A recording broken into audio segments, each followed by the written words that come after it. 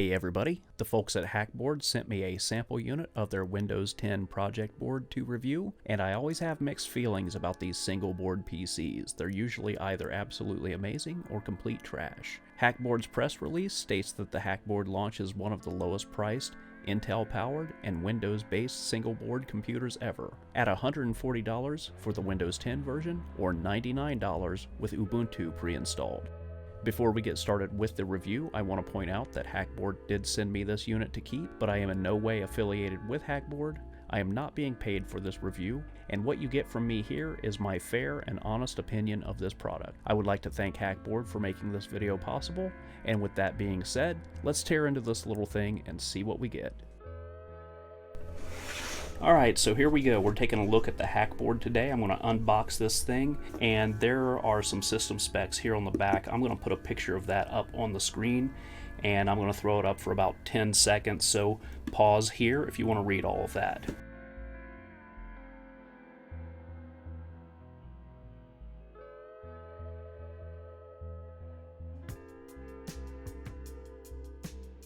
Here we go inside the box. This is the board itself.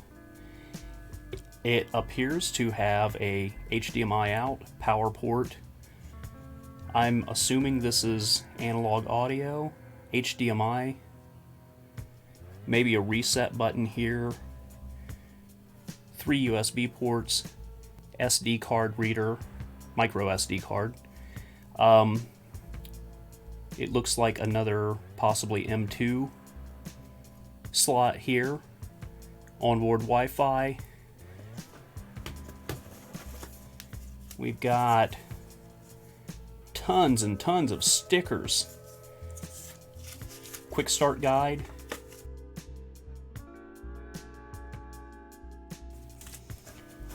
Under the foam, we have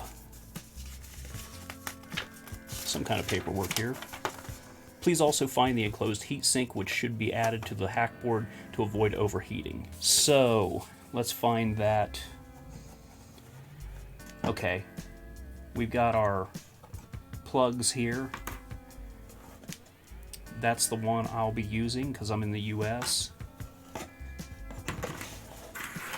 But these are the 4 plugs that it comes with. Here is the power adapter. So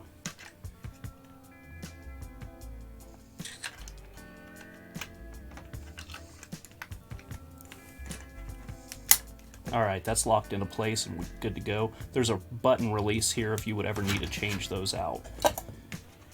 And I would assume that this is the heatsink. Yep, this is the heatsink that they were talking about. So there's a sticker release here. I'm going to put that on the board. This is our processor right here. So that's going to go right on there.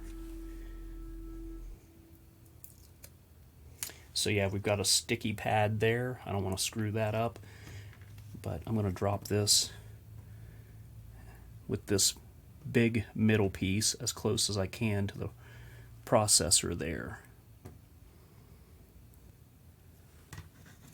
Alright, so this thing is ready to be plugged in. This will go in there.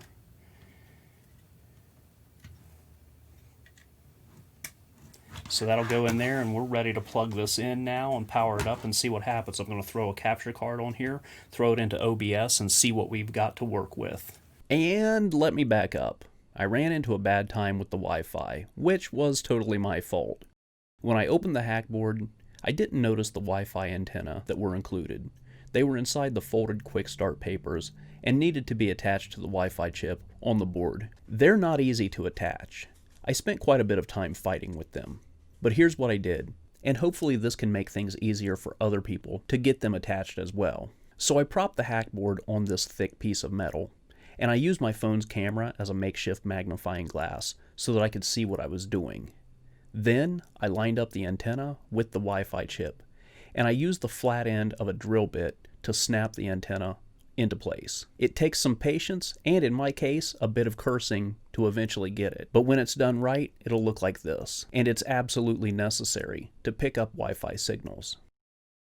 But with that out of the way and moving on, we can take a look at the system specs from within Windows. Here in PC Properties, we see that it's running Windows 10 Professional, already activated, and we've got a Celeron N3350 64-bit dual-core processor running at 1.1 GHz and 4 gigs of RAM. Now this is billed as a project board, but it is surprisingly snappy and can easily act very well as a full-on replacement everyday desktop PC for basic use.